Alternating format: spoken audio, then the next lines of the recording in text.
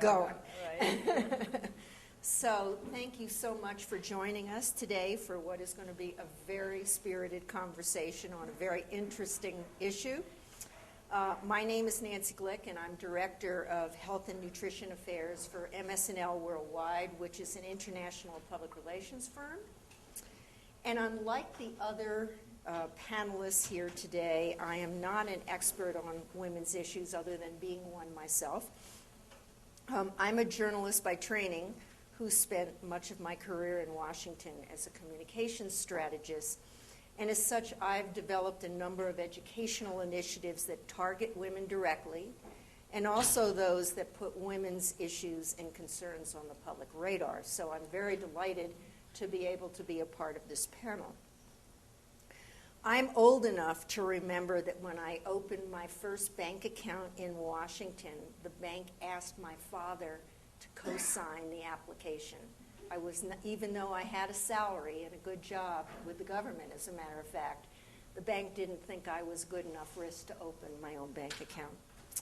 I also remember getting delayed treatment for pulmonary emboli and being very ill because the doctor in charge thought my problems were psychosomatic and called a psychiatrist before actually trying to figure out what was really the matter with me. But these problems are just blips on the radar screen compared to what women used to face in this country and what so many women in other parts of the world still face now. It may be hard to remember that contraception was actually illegal in the U.S. until the 1900s. During that time, doctors went to jail just for providing information about birth control to women. What set the stage for change was a large influx of poor immigrants, particularly into New York City and Boston at the turn of the century, that made uncontrolled childbearing costly and more visible. Margaret Sanger, a true hero of mine, the most influential birth control country, and were, of course, arrested and jailed. But Sanger persevered, ultimately met Catherine McCormick, the heir to the international harvester fortune, and in 1950 began the enterprise leading to the development of the birth control pill. A decade later, on May 11th, 1960, FDA approved the first contraceptive. Within the first year, over 400,000 American women were on the pill, and by 1962, that number had jumped to 1.2 million in this country. Now the form of contraception that needs no first or last name is used by over 100 million women worldwide. And in the words of Claire Booth Luce, the pill has made modern women, quote, free as a man is free to dispose of her own body, to earn a living, to pursue the improvements of her own mind, and to try a successful career. But as you will hear today, women today still face many hurdles that have yet to be addressed. Among the many challenges in this country are pervasive disparities in science, research, and medicine. And in many poor and developing countries, the challenge for women is having basic reproductive rights. According to the United Nations, in many parts of the world, women are sexually exploited and face persistent discrimination in education, employment, health, and nationality. Improving the lives of these women is considered the single best strategy for raising the standard of living in the developing world. To bring these issues to light, you will hear now from three of the best and the brightest in the field of women's health and reproductive rights. First, you will hear from Phyllis Greenberger, my friend, CEO of the Society for Women's Health Research, who will focus on disparities affecting women's health in the U.S.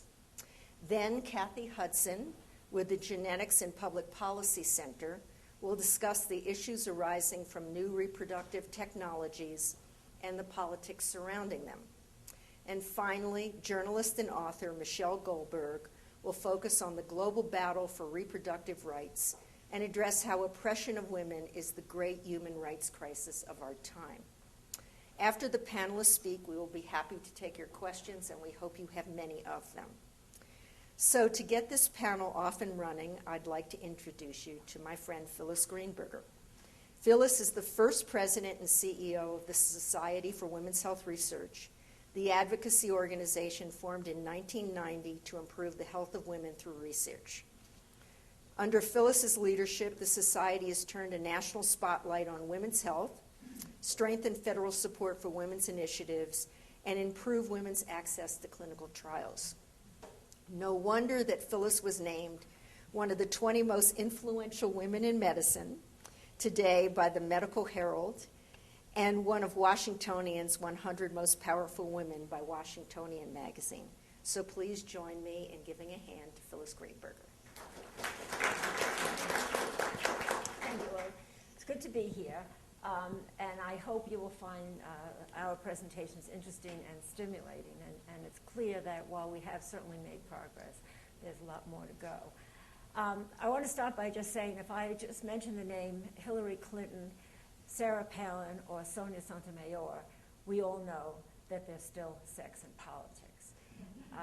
I was recently asked to write a blurb for a back of a book that was called Sexism in America, and I received the galleys. And I was a little skeptical about it. I thought, how can you write a book? It was a pretty long book on that. And actually, when I started reading it, although I didn't agree with everything, there was a lot of stuff in there that I hadn't really thought about. And it was clear that sexism still pervades much of what we do and say and what happens in this country. So it's alive and well, and I'm going to give you some short examples, I think, hopefully, that will describe that for you. So first of all, we're almost 52% of the population, but we're defined as a subgroup. In every medical research and everywhere you look, at the NIH, at the CDC, women are a subgroup. We're a subpopulation. There have been 37 women. There are 37 women senators since 1789. There are 2 women Supreme Court justices out of 110. That's just to set the stage. But since I'm here as CEO of the Society for Women's Health Research, I want to look at the politics, as Nancy said, in science, research, and medicine. I want to apologize a little bit to some of you who were in yesterday's plenary, because some of this is going to be a little redundant for you. But I need to make the point, and not everybody was here yesterday. I stated yesterday in the Science of Sex that sex was actually the right terminology. But in this presentation, there are some instances where gender is actually the appropriate term. And gender is really defined as how a person is responded to by social institutions, by their gender presentation. So let's look at clinical trials first, which I talked about yesterday as well.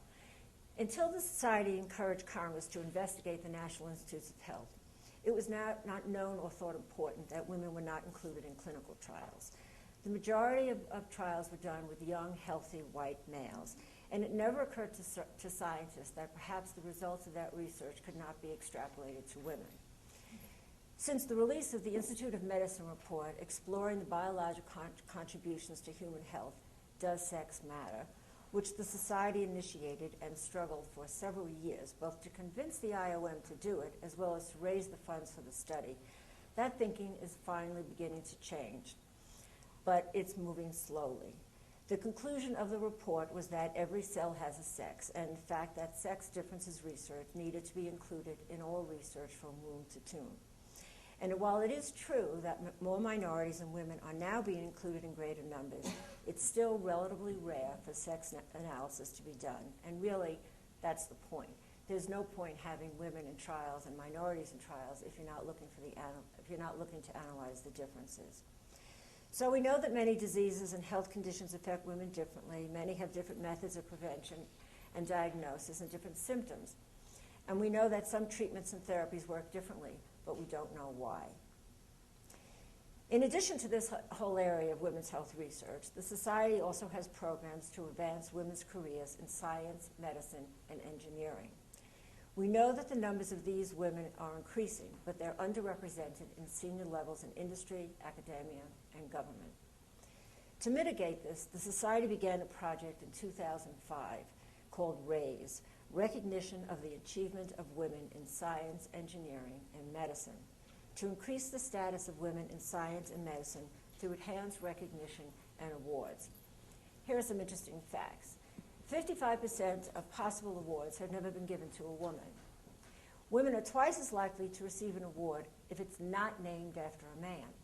But awards are twice as likely to be named after a man as a woman. So let's look at insurance, which is clearly a hot topic these days. Women have to pay more for the same coverage than men, even when maternity benefits are excluded. In California, for example, women pay 39% more than men for similar individual policies. So let's turn to quality of care. Of course, more women than men are poor, have poor overall health, more chronic illnesses, are more likely to report anxiety and depression, arthritis, osteoporosis, diabetes, hypertension, and obesity. Many of the past and current cost-saving measures disproportionately affect women. A number of years ago, and this is a little inside the Beltway stuff, but there was a Deficit Reduction Act that actually cut reimbursement to radiologists for screening and imaging. This led to a 6% drop in mammogram utilization. And as we sit here today in healthcare reform, they're debating additional cuts. Between 2006 and 2007, DEXA screening for osteoporosis, that's bone measurement screening, fell by 40%. And they're also talking about additional reductions to save money. Much of women's care is still defined, as I said yesterday, by the definition of by the narrow definition of women's health, which traditionally has been, as I said, reproductive. And our mission at the Society has been to broaden that definition to all conditions that differently, disproportionately, or exclusively affect women.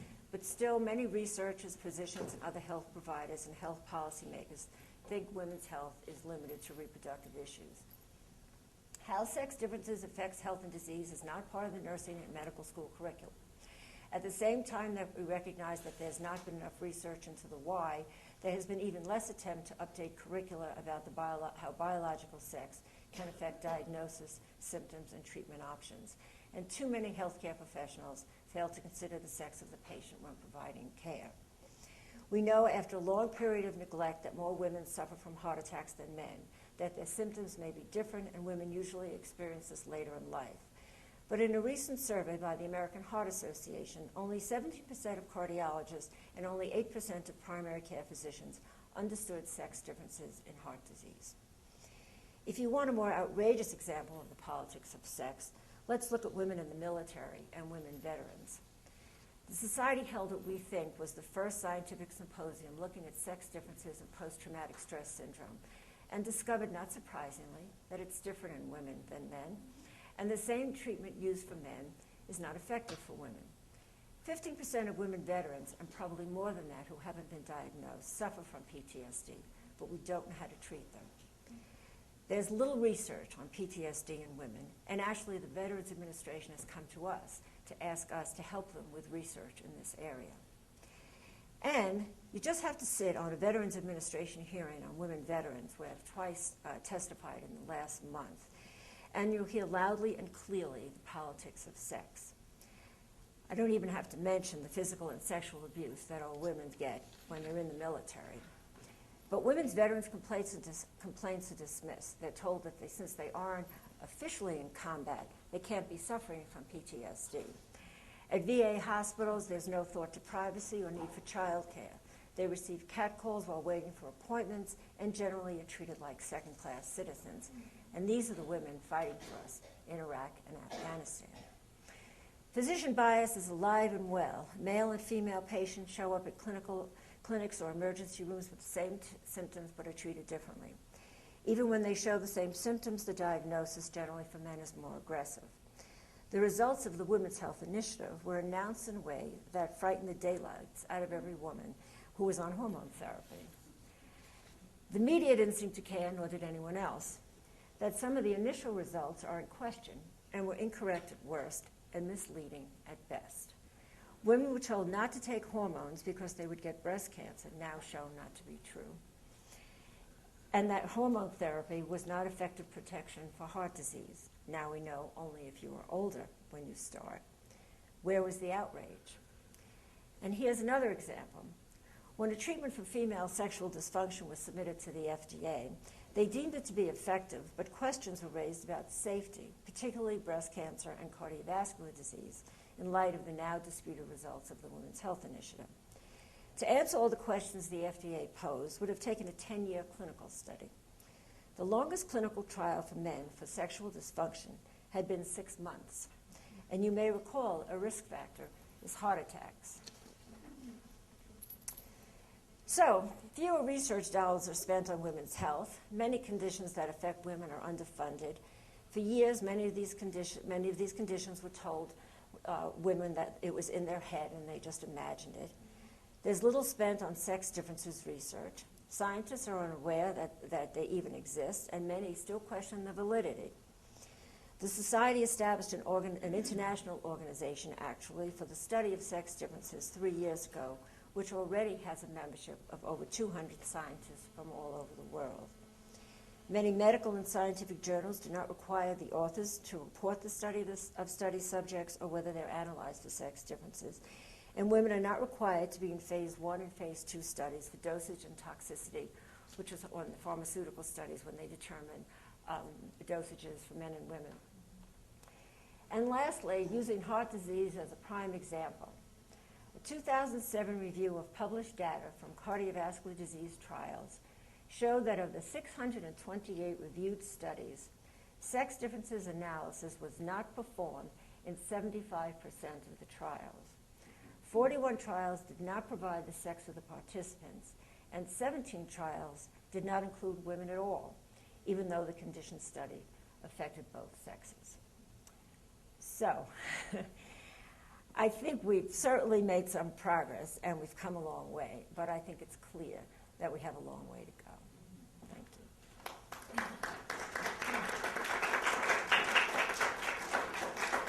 Why don't you get us Excited for what happens next?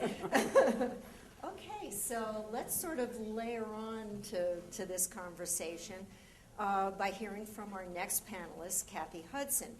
Kathy is the founder and director of the Genetics and Public Policy Center, established in 2002 as an independent source of credible information on genetic technologies and genetic policies for the public, for the media, and for policymakers. Also an associate professor in 3 parts of Hopkins. I will go through them. The Berman Institute of Bioethics, the Institute of Genetic Medicine, and the Department of Pediatrics at the Johns Hopkins University.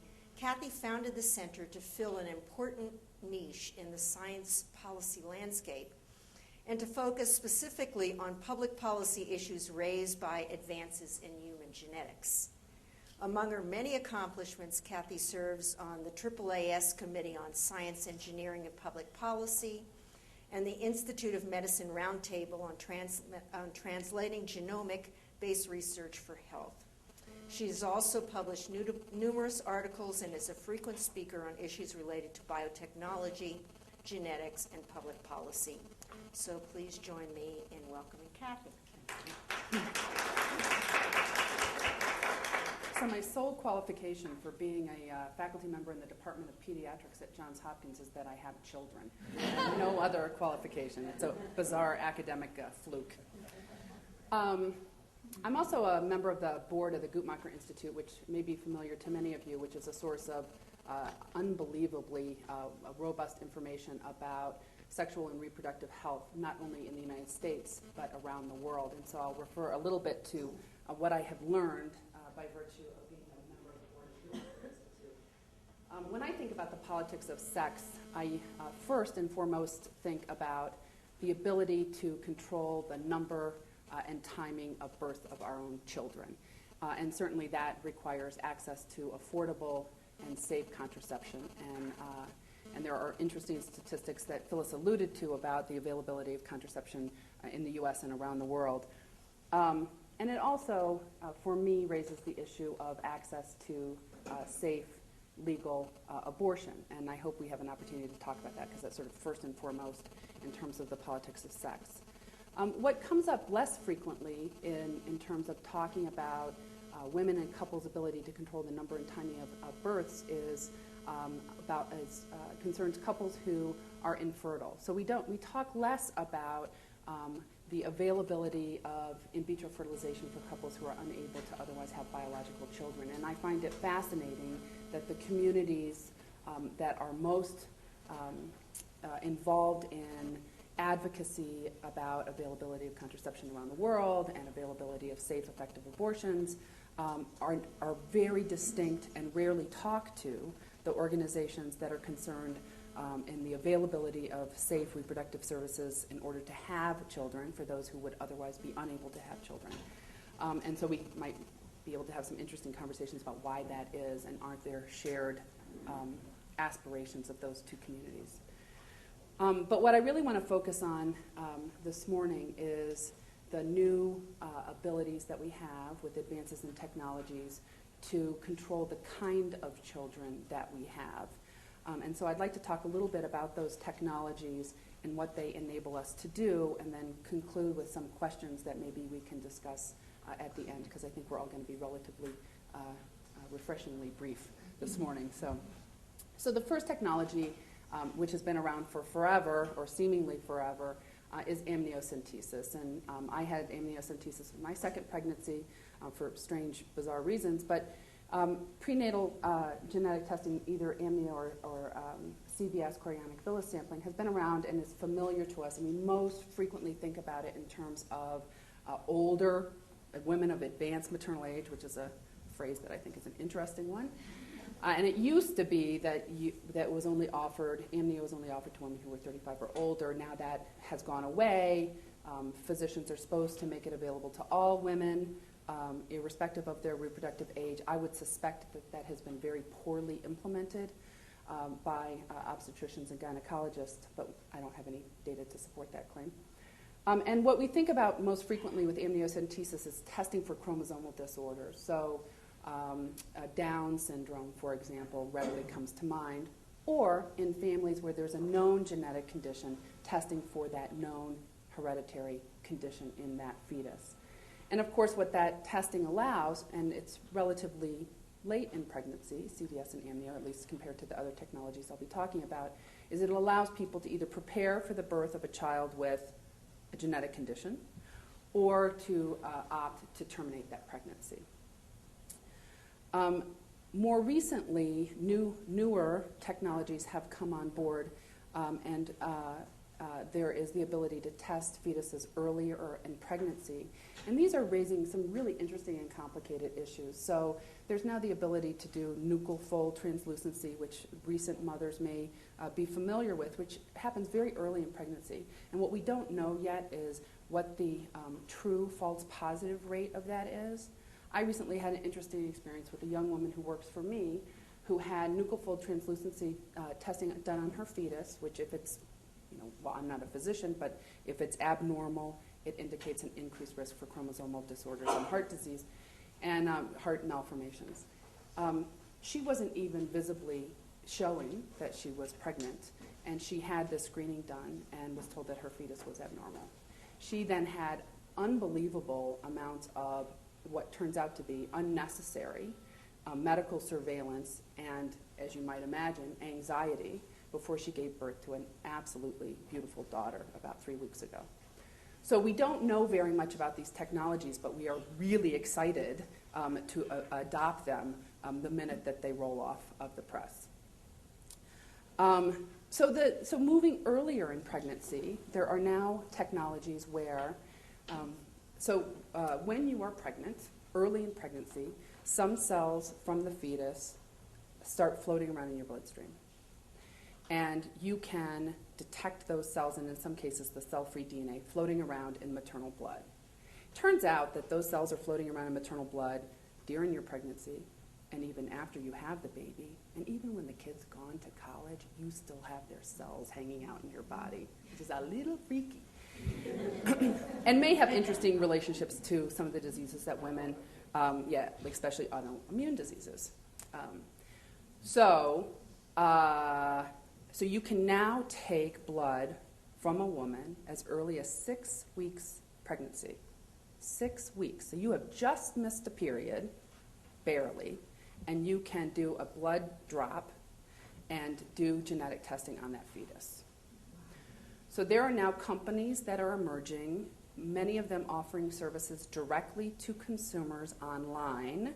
You don't even have to go to your doctor, and we don't need to go to our doctor to find out whether or not we're pregnant, right? I mean, it used to be you had to go see a doctor to find out whether or not you're pregnant. Now you pee on a stick. So now there's companies emerging that will test for a whole panoply of things. So with the completion of the human genome and new genetic research, we're finding out a whole host of genetic markers for increased risk of fill in the blank. And we can now determine those characteristics in a fetus as early as 6 weeks of pregnancy.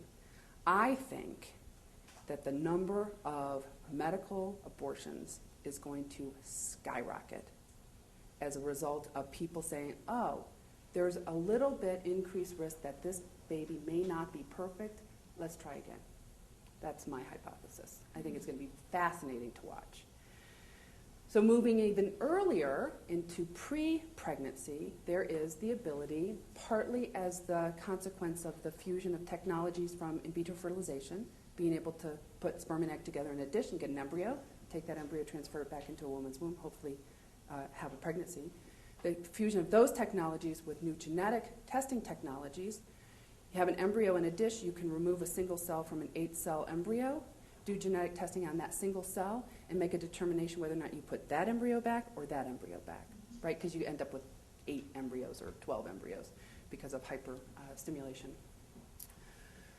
So imagine the scenario in which a family has had a child and lost a child in early infancy due to a terminal neurological muscular wasting disease, let's say Tay-Sachs. So you lose a family loses a baby and doesn't want to go through waiting until later in pregnancy and finding out that they have another child who will die, a fetus who will become a child who will die. They don't want to go through that again, and so instead they opt to go through pre-implantation genetic diagnosis, producing embryos in culture, testing those embryos, and choosing the ones that do not have this devastating genetic condition to transfer back. I think most of us are sympathetic to that particular use of the technology. Well, what if while you're at it, you also decide that you'd really like a girl rather than a boy? What if while you're at it, the genome test doesn't just look for Tay-Sachs disease, it also looks for BRCA1 and BRCA2 mutations, so you can find out whether or not that fetus might have an increased risk of breast cancer when she, if she is a she, becomes an adult. So it opens up a whole panoply of opportunities and challenges for us, I think. So with these new technologies, we can make choices about the health of our children. We can make choices about, I guess, the sort of the flip side of health, which is disability. So there are people who are going through pre-implantation genetic diagnosis in order to choose children who are disabled like the parents. There are people who are using these technologies to choose sex, and I think you'll sort of harken back to some of these issues, to choose traits, non-health related traits. And then there are people who are using these technologies in order not to affect the health of an individual child, but to affect the health of another child. And I'll share a story of a girlfriend of mine who had a child, Henry, who's about the same age as my younger son. And he had Fanconi's anemia, which is fatal. And he needed a transplant of cells from a genetically matched individual. And there was no genetically matched individual, and so she went through pre-implantation genetic diagnosis 14 times in order to try to get an embryo who would be a match to save the life of Henry. So that's pretty moving, right? She went through this 14 times, failed to get a match. Henry ended up ultimately dying. Meanwhile, during this entire time, there were people who were saying to her, this was not an appropriate use of these technologies. You shouldn't use one human being in order to benefit another, et cetera, et cetera. So there's all sorts of issues about the ethics and politics of that particular use. And there's a book which I actually have never read, My Sister's Keeper, yeah, and it's now a movie. And I've read nor seen it, but I feel like I've had it in real life because we've worked with so many of these families. So those are some of the examples of the technologies and some of the challenging applications. And I guess I would just leave us with some of the questions, which include, what are our obligations to make sure that these technologies are safe and effective before they are offered to women and families? And what are the needs for oversight of these technologies and their practitioners, both in terms of safety and in terms of the ethics of their application? And with that, I'll conclude. Thank you.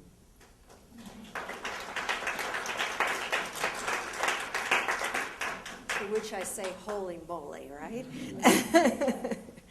So now that we really spice things up, our final speaker today is Michelle Goldberg. And Michelle is a journalist and author based in Brooklyn, New York. She's always been fascinated by the intersection of ideology, sex, and politics. And her first book, called Kingdom Coming, The Rise of Christian Nationalism, delved into some of the reddest precincts in the U.S. to expose the politico-religious fundamentalism dominating the Republican Party and, at that time, the Bush administration. What an interesting contrast to what we were just hearing from Kathy. After writing this book, Michelle did what I truly envy. She spent 2 years traveling around the globe to research and write a new book called The Means of Reproduction, Sex, Power, and the Future of the World. Reported from 4 continents, this new book is about the international battle over reproductive rights, which Michelle concludes is a key to helping the third world climb out of poverty and retard the spread of AIDS. So to spice things up and talk about what's happening in the emerging world, please give a hand to Michelle. So Phyllis was talking about some of the inequities in healthcare and health research in the United States. And abroad, especially in Africa, India, parts of Latin America, things are exponentially worse. Now, the kind of gender inequities in the developing world go far beyond reproductive health. They extend into sex trafficking. They extend into discrimination in education, discrimination in employment, terrible discrimination often in inheritance laws. Not only in some cases do women not inherit land from their property, but they are themselves inheritable, so that you see, women being inherited by, say, their husband's brother, or else a girl is then inherited by the father's clan and married off. They're heartbreaking and they're staggering. And so, often people ask me when I was writing my most recent book, why focus on reproductive rights? Given all the kind of horrors to which women are subject, why not start where there's more consensus, say, about women's education? But you actually, although reproductive rights are not the whole of women's rights, they are often, I think almost always, a precondition for them. And you see this in many interlocking ways. It's now become kind of conventional wisdom in development. This used to be kind of a radical idea, and it's now something that almost everybody agrees about, even if they don't often act on it. That the education and empowerment of girls is the most important thing you can do for a country that's in poverty. Lawrence Summers, who some of you know is not known as a great radical feminist, said when he was the chief economist of the World Bank, that there is no investment a country can make that pays greater dividends than investing in the education of their girls. But in order for a girl to be educated, she has to be protected from early marriage. She has to be protected from pregnancy, which is a major reason that girls drop out of school all over the world. But even before that, in order for a woman to be able to send her children to school, especially in contexts where schooling is not free, and schooling is not free in huge parts of the world, a woman who has fewer children will be much more likely to send them to school. And a woman who has gone to school will, it's not just that she'll have fewer children, it's that she'll have more control of the resources within her own family. This, economists used to assume that it was a strange thing, although economists obviously believe in the kind of free market and radical individualism, or at least conservative economists do, in every other sphere of public life. They seem to assume that families operated like little communist utopias, from each according to their own, to each according to their needs. And that's not actually true.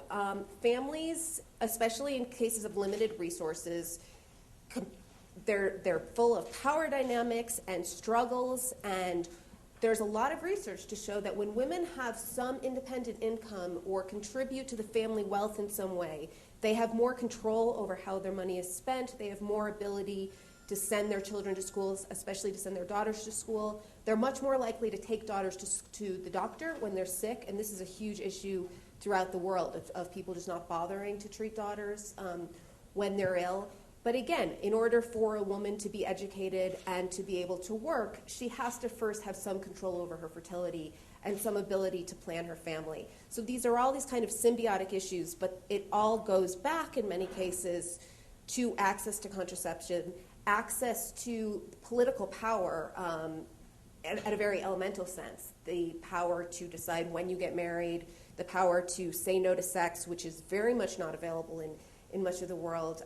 You remember there was a big uproar recently about the Shiite personal status law in Iran that would have legalized spousal rape, and people were up in arms about this as they should have been. But it was interesting in the discussion that nobody really mentioned that spousal rape is legal most places. And a couple of years ago, some really strong Ugandan feminists tried to pass a new law about domestic relations in that country, and a big part of it, and a really controversial part of that, was a provision that would have banned spousal rape. And men just freaked out. They, you had male parliamentarians, and one of them said, the most violent thing any spouse can do is deny her husband sex. And ultimately, this provision was defeated. And these kind of provisions are very, very controversial. So in order to, and then bringing in one other issue, some of you heard last night in the presentation on HIV and AIDS in Africa, and about the fact that new infections are vastly outpacing the ability to treat them. One thing I don't think he touched on very much is the fact that AIDS is increasingly a woman's disease in Africa. Not only are the majority of people who are infected women, but among teenagers and young people, it's like sometimes in some countries it's 3 times as many girls as boys, in some countries it's 5 times as many. And this is not just because of greater biological receptivity. It's also because of power relations, girls having sex with men for school fees, women being unable to refuse sex with an infected partner. In some cases, marriage is actually considered a risk factor for HIV. Now, meanwhile, access to contraception, which, while everybody knows is an important part of the solution, has actually gotten worse. And in many cases is worse now than it was in the 70s. And, you see, it's not just that it's worse in terms of access. And I've seen in Ethiopia, women hiking for many miles, standing in line in an open-air clinic to get a depot shot that's going to last for 3 months, in part because it's convenient for many different reasons, including for the fact that it doesn't require their husband to know or consent. But in many cases, you'll see deliveries of contraception are so sporadic that sometimes, maybe 1 month they'll have the pill, the next month they'll have the IUD, another time they'll have a depot shot, maybe then they'll have some condoms. I don't think, nobody who has been on contraception could stand to live like that with this kind of random and uncontrollable mix of methods. And, so people give up on it. And then at the same time, there was a kind of massive defunding of the most effective delivery mechanisms. The global gag rule, which basically said that no organization that provides abortion, that talks about abortion, that refers women to abortion, and this is important, that advocates for abortion law liberalization which basically means that you have congressional, parliamentary debates going on about abortion, and the very doctors who are seeing the fallout of unsafe abortion are not able to intervene. None of them can get any U.S. government money, and so they basically, you saw International Planned Parenthood, Marie Stopes International be defunded, and they were the people that had the infrastructure to deliver contraception in much of the world, and not just contraception, also pap smears, cervical cancer screening, pre and postnatal care. So things are actually, especially in sub-Saharan Africa, worse than they were for reasons, in many cases, of American politics. And there is also a truly horrific problem of unsafe abortion. In sub-Saharan Africa, it's the worst in the world, but it's pretty bad in a lot of places. And I think everybody knows that everyone knows. People speak about global maternal mortality as being a national scandal or an international scandal and a kind of global moral emergency.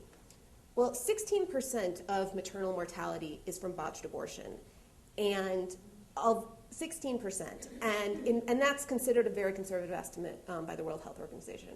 So 16% of maternal mortality is botched abortion, which means that 16% of maternal mortality is essentially something that could be significantly reduced with a few strokes of the pen, with a couple changes of laws and policy. And in a lot of places, it's worse. In Ethiopia, for example, it's probably closer to 30%. And if anyone's had the experience of going to a hospital ward in a kind of developing world capital like Nairobi, like Addis Ababa, like Managua, you'll see that some doctors say that most of what they do all day in the OB/GYN wards is treat botched abortions. Now, the reason that this is happening and the reason that women are not getting access to the family planning that they need, which is, again, a precondition for so many other aspects of their development and their empowerment, has a lot to do with politics that start right here in the United States. And in fact, I argue in my book that the American anti-abortion movement has had more of an impact on women's health and lives around the world than here at home. Because while we're somewhat protected by Roe versus Wade, you don't see wild swings in abortion access from one administration to another here. You do internationally. And it's not just about funding. It's also about the fact that a lot of the law around this, and I don't know why this story doesn't get covered, except I guess that it's about women in poor countries and the UN, which have got to be the two least interesting things for newspaper editors in the world. But a lot of these issues have been internationalized, that there's been a series of cases in international law about reproductive rights and access to therapeutic abortion in which, I guess it's in the last 8 years, there's been cases at the United Nations Commission on Human Rights, at the Inter-American Commission on Human Rights, at the European Court of Human Rights in Strasbourg, where again and again international bodies have ruled that countries that have denied women abortions that they needed for to save their health have had their human rights violated and are entitled to some sort of redress. And as you can imagine, this creates, think about the backlash that Roe versus Wade created in the States, and then imagine, a kind of the backlash that can be ginned up against what's seen as an unaccountable and kind of remote international bureaucracy. So as this was happening, as kind of global reproductive rights law has been increasingly internationalized, at the same time, so has the anti-abortion movement. And not just the American anti-abortion movement, although it now has offices all over, offices and headquarters. And there's actually going to be a conference in August, or I guess, is it August? No, there's going to be a conference in August in Amsterdam. I went to the one in Poland 2 years ago called the World Congress of Families, which is a fascinating thing. It's like an ecumenical movement of global fundamentalists. It brings together the American Christian right, the European Catholicism, high up representatives from the Vatican, the Russian Orthodox Church, the Mormons, the Pentecostals in Africa, and delegations from Iran and Pakistan, and always a couple odd eccentric rabbis. And they all come together and think about how they can, put aside their religious differences and join hands against the real enemy, which they see as global feminism and secularism. and liberalism. And one result of this, and one result of the globalization of kind of women's rights, is that you see movements all over the world that have developed this kind of strange right-wing anti-colonialism, so to speak, so that they'll talk about, this is happening in Kenya right now, it's happened already in Nicaragua. You'll see countries put forward these total abortion bans, really draconian abortion bans. I mean, in Nicaragua right now, if you have an ectopic pregnancy, you have to wait for your fallopian tube to burst in order to have it treated legally. There are women, since 2007, there's been women, hemorrhaging to death in hospitals because of the total ban on abortion, even when a woman's life is at stake. And it was very much framed as a response to the kind of crusading powers of international feminism and the decadent global north trying to impose, their anti-life values on our traditional, authentic Nicaraguan culture and now Kenyan culture. And it happens from place to place. You see the same players involved. You see the same language involved on both sides, and they ultimately end up being kind of fought out in these remote global arenas that, again, don't really make the news very much. And so very, very quickly, so we can get into the discussion, which will probably be more interesting. The other piece of this that is happening in large swaths of the world is, of course, and that's related. I mean, all of this goes back to a movement to control population that started in the 60s and 70s, has kind of fascinating origins in anti-communism and the belief that overpopulation was going to cause so much misery and around the world that it was going to lead to widespread communist revolution. And so you actually had these kind of buttoned-down national security types who were absolutely obsessed with inundating the developing world with contraception and even these handheld manual safe abortion devices, which the U.S. government manufactured with the Battelle Corporation and shipped around the world by tens of thousands. So anyway, so going back to this kind of population movement, which branched off and had so many strange and unintended consequences, I think most of them good, but certainly not all of them all over the world, you created in India, well, not you created, it was very much the Indian government as well.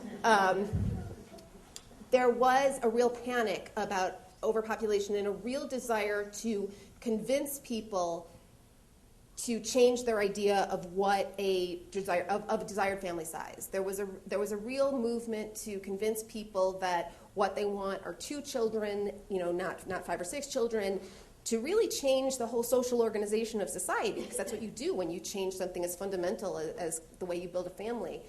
But what they didn't do is change the status of women or address the status of women in any way whatsoever. And so people agreed, fine, I'll have 2 children, as long as they're boys. And you now have a catastrophe waiting to happen in India where, and it's a very interesting one if you're a feminist who's very committed to choice, as I am, because it's a catastrophe born of abortion in many cases. You have widespread sex selection in villages where there's no electricity. You'll sometimes have a truck with a car battery and a ultrasound machine, and they're advertised less openly now because the law has changed. They were advertised.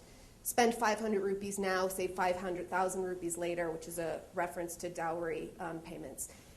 And so you're going to have a generation where in some cases you have about 840 girls to every 1,000 boys. And this is a problem not just for India, but for everyone, because this is a recipe for real political instability. There's never been societies, and it's not just in India, it's in China as well, and some surrounding countries. There's never been countries that have this kind of gender imbalance where these excess of unmarriageable men do not create havoc of some sort. And so I guess I'll end there, and then we can mix it up. My one comment is I thought it was incredibly interesting that this meeting taking place in August is going to be in Amsterdam, of all places. Amsterdam is because they kind of identified that as ground zero. I see, right.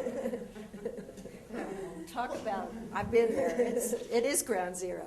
Well, if you think about what we've discussed here today, we have gone from the continuum of, what technology makes possible, and the the interesting ethical issues around it, to what's happening ex-US, that, we could spend the entire session talking about that. And then the issues that just affect women and women's status in this country in terms of health and science. So we've got real scrambled eggs here in terms of the issues that we've talked about, but they're also interesting. So I would invite you to pick whichever of those topics is on your agenda and ask us some questions. Karen. I'd like to ask Kathy a question. You talked about the selection of a child, prenatal selection, and you talked about your colleague who obviously chose to go forward with some doubt, and she's probably more informed than most of us about this kind of thing. And then you also talked about the example of the BRCA gene, which I have a little bit of experience with, and it's my understanding that even if you have a BRCA positive, that doesn't even determine that you will either get breast cancer or your offspring will have breast cancer. So my question really goes to the heart of education of the consumer. I mean, here you're dealing with, in the case of your colleague, someone who's in the field, that certainly has access to a lot of good information. But what do we do about most people who read about a test, have access to a test, because you can pay for a BRCA test even if you're not in a study, which I was. And what do you, and how do you make those decisions? I've also found that doctors aren't always trained appropriately into how to give the right answers or to tell the patient where the resources are. So that not only are you dealing with information that could be misinformation or not enough information, you're dealing with a whole panoply of education issues for the consumer. It's a long question. Right. No, I appreciate the question. So you're absolutely right. So if a woman or a man has a BRCA1 mutation, is dominant, so there's a 50% chance that the fetus, kid, will inherit that. If the kid does inherit it, they will have an increased risk, but not a 100% probability that they will develop breast or ovarian cancer. And that's the way most genetic information is, that we're now, the low-hanging fruit in genetics, the highly penetrant, Tay-Sachs and sickle cell and cystic fibrosis, those were the low-hanging fruit. Those were the, high-risk mutations, and they were easy to find, and we've had them around and have become sort of familiar with them. Now we're discovering those risks that are very weak, modest contributors to disease. And we don't really know how to deal with them even with adult populations, and certainly have a lot of difficulty dealing with them in the reproductive context. How do we provide information? I think in general, we have a inadequately prepared healthcare workforce. And we have a culture in medicine and maybe financial incentives in medicine to, if you can test, because that's what you get reimbursed for. So I don't, if I were a doc, and I'm not, I wouldn't get paid to sit and chat with you about what does it mean that there's a high false positive for this test, and what does that mean for women to go through a pregnancy with that level of uncertainty, and what kinds of costs are going to result from that false positive early in pregnancy. I don't get paid for that. I get paid for, let's order the test, let's have some more surveillance, let's keep you coming to my office throughout the entire pregnancy. So we have perverse incentives in order to, for the introduction and application of some of these new technologies. I'm not sure if I answered your question, but. And we don't have education in medical school either. Yeah. This lady back here. Hi, Phyllis, I have a question for you. Do you, I know there's been all this research going on that is to try to get women their own kind of research so that we can get correctly diagnosed research include that we can, oh gosh, look, I just lost my train of thought. What? That when women, that we've got a place where we could donate or give money to you so that we can keep this going on. Sure. Throw it out. There's going to be a bucket at the door. Right. Great question, huh? Like the brain, you're trying to do different areas. Right. And then also give an area that you are implementing that gets the information out to women Yes. somehow. Because I think this is the biggest problem here is how do we get the information that says, don't take that totally because it's no good for us, or from the WHI, they gave you misinformation. Right. How do we get the correct information that says estrogen may be very good for us? Right. Well, that's a big question. First of all, let me just say that there's information from my organization. It should be on the table outside, and there's also books upstairs that talk about sex differences for the consumer. We have 4 interdisciplinary research networks looking at differences in the brain, cardiovascular, metabolic, and musculoskeletal. And I'm trying to raise funds to do one in immunology. Nobody's doing this, as I've said. Of course, we can use all the money we can get. I mean, that's what we live on. I mean, I'm spend most of my time raising funds for this. We do a lot of public education. We are actually going to be doing something on BRCA1, BRCA2. I also have a personal interest in that. And we've been working with a foundation and also with the Gynecologic Cancer Association too. And I'd like to get a lot of the sort of the women's groups that are headquartered in Washington to invite them, to educate them, for them to educate their constituents, which would number in hundreds of thousands and millions. So there is an effort to do that. It is real, frankly, all about money. I mean, we do public education campaigns, and we have the funds to do it. We have a website, which you're all invited to sign up for, and the information should be out there as well. And we do public, we do media briefings for the women's magazines. We're on television. We do everything we can, to get it out. And we also work with a lot of websites. So it's not.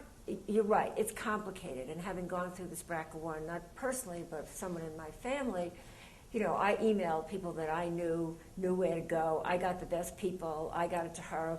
We had to use somebody's name to get her in, So, there's definitely a difference between, how you get to what you need. What I was interested in what you said, Kathy, though, that they did reimburse, not just very much, for genetic counseling. The amount was outrageous, and the insurance company covered very little.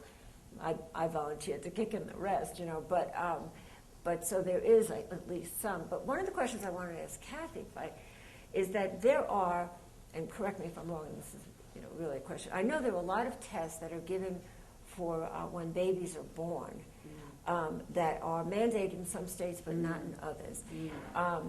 And so I guess the first question is, are they all, legitimate? And should women, be having their babies have them? And the second thing is, some of the other genetic tests are not FDA approved, and they're approved through CLIA, and nobody knows whether they work or not, which was the example I think you gave, where the baby was perfectly fine. So how do you make that decision on which tests you take, either when you're pregnant or when the baby's born? So in exchange for you asking me a question, I have a question for you at that time. I'm looking at our time. Okay. I think after these two, we could probably take maybe 2 short ones, and then we'll need to. And I'll be really brief. So it is the case that in every state, state law requires that newborns be tested for a number of mostly metabolic conditions. And the standard for many, many years for the test was, if you find that a newborn has a metabolic condition, you can do something to reduce the effects of that condition. And the most well-known is phenylketonuria, PKU, which, if you read your Diet Coke can, it says, do not drink this if you're a phenylketonuric. So that was the standard for many, many years. Most women are not asked. I don't remember being asked. In D.C., apparently you are asked. Both my babies were born in D.C. I have no recollection of being asked. We recently did a survey of women who've had babies within 2 years, asking them if they remembered being asked or being told anything about this. And overwhelmingly, they did not remember, but they overwhelmingly supported the testing being done. Right now it's, ranges between a dozen conditions and say 30. Now, with the cost of sequencing your entire genome plummeting to soon $100, 15 minutes to sequence a genome, according to Pacific Biosciences, you might want to invest. I have no connection to the company. We're going to be able to have a lot more information, and we're going to have it in an electronic medical record. So it's going to be much more complicated. Now, do I get to ask my question? Yeah. Okay. Yesterday, the U.S. House of Representatives passed the Health and Human Services Appropriations Bill for next year. Mm-hmm. An amendment was introduced and accepted to defund 3 NIH grants for behavioral research on Sex. HIV prevention, mostly among sex workers. This has happened before, but not recently, No. and not in a Democratic Right. Congress. Right. Well, it was Goldberg. accepted. This is the House side. It was in the House, Oh, so and it was Goldberg. accepted by the manager of the bill on the floor, which is Congressman Obie.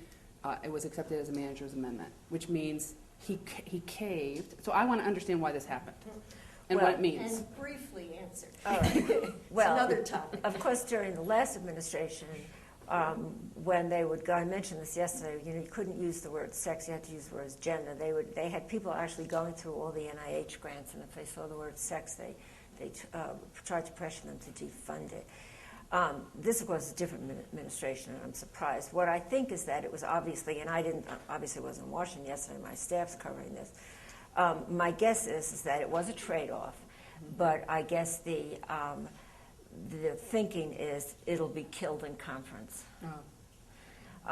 Because on the Senate side, they can just kill it, and I think that's probably what happened. But I can find out more about I it. think you're better than contacting your senator to make sure that happens. Right. I live in the District of Columbia. Oh, I don't know. Forget it. That's not going to do you There's any one good. lady here and Right. one lady here, and then we're going to, so I'll go to the lady in the back. Thank you. Let's just assume, I do a little bit of role play, that I'm a doctor in Aspen, and I have a very wealthy woman who will pay to go anywhere in the world to get the best of care. I think we have a rich environment of international wisdom at the front, so I don't want this question to go unanswered. And where would I send her? To get the top women's health biomarkers for her baselines for the future for insightful information now as well as into the future. What's the best scenario for her? Kathy, I think that might be. I think it's Michelle. The U.S. is the best place in the world if you're very rich, and not the best place in the world if you are middle class, and an atrocious place if you're poor. I would say, there are centers of excellence actually that were funded, and we're trying to work with around the country. Some are better than others.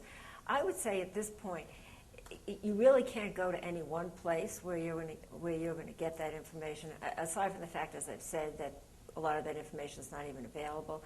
But Lisa can answer in terms of cardiovascular. For cardiovascular, there are certain doctors, mostly women cardiologists, in certain centers where you will get the best cardiovascular care if you're a woman. But you would have to go. Everybody knows you go to Sloan Kettering or, their Mayo. There are different places for different conditions that have the best people, but really, best people are scattered all over the place, and it depends on what condition you have. And frankly, as I said earlier, having contacts, and obviously if you're wealthy, that gives you more contacts. You can find out if you've got a certain condition, who's the best person, and how do you get in and see them.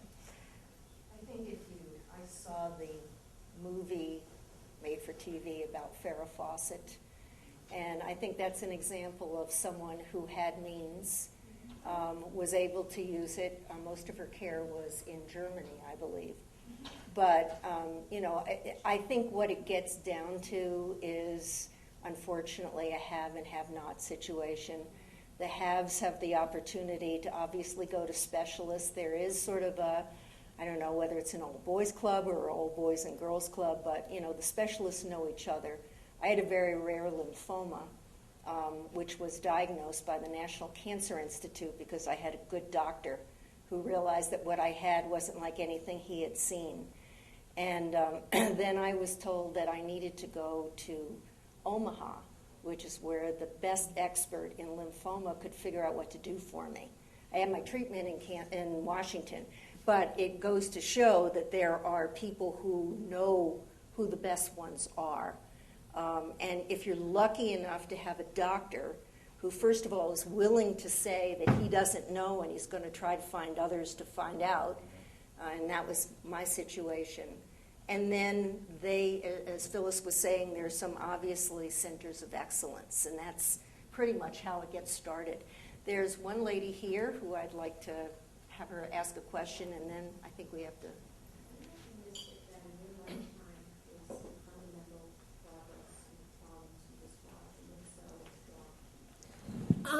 Well, I mean, I'm optimistic that in the next 8 years we'll see some fundamental progress, because one of the things that you see when you research this is how radically things swing from one administration to the next. I mean, you saw tremendous progress in the 90s, especially around this there was a huge conference in Cairo, which kind of established new global norms for reproductive rights and sexual rights and health.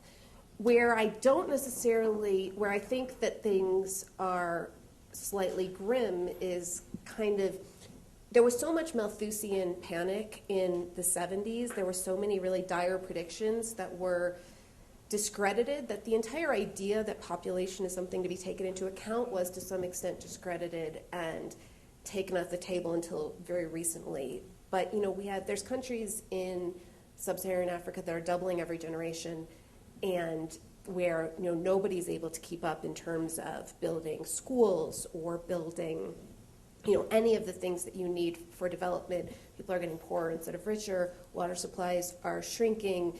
Food supplies are getting more dire. And so I suppose there's part of me that worries that absent, you know, kind of another green revolution, which is what ended up kind of making a lot of the population panic of the 70s seem obsolete. Absent one, sometimes I suspect that some of the really dystopian predictions that someone like Paul Ehrlich made completely hyperbolically many years ago could maybe start seeming slightly less hyperbolic a decade or two from now. Well, pretty interesting morning, wouldn't you say? So thank you all very much.